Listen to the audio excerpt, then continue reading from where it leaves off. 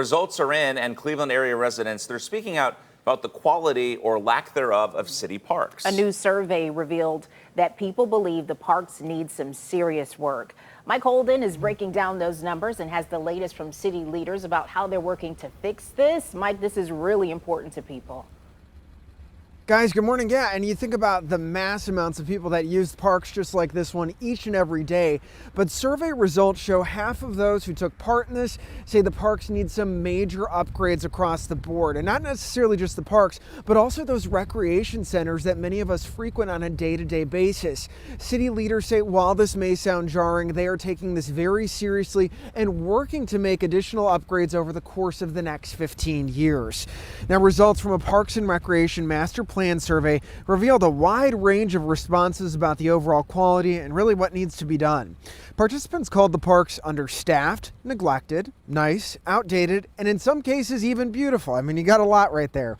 More than 40% of survey respondents think parks are in excellent or good condition.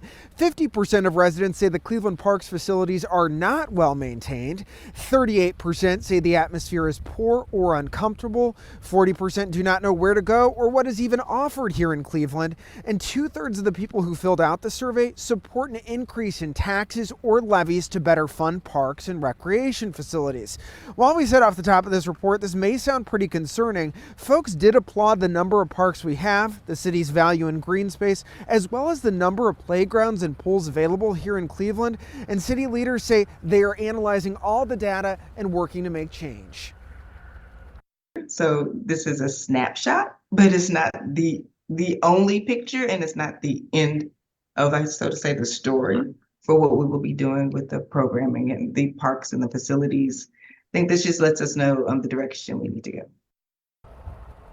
And as the city official just said right there, this is really just a snapshot because of the total people surveyed, it was around 530. So they say that is just a sliver of the people that use the park system. Needless to say, they want additional input. So coming in the springtime, they're going to send out additional surveys. They want you to participate. If you want to check it out, click this story, guys. News5Cleveland.com, the News 5 app. The parks are beautiful. They have potential, but they say they need some work. All right, and maybe they'll get those updates that the people want to see.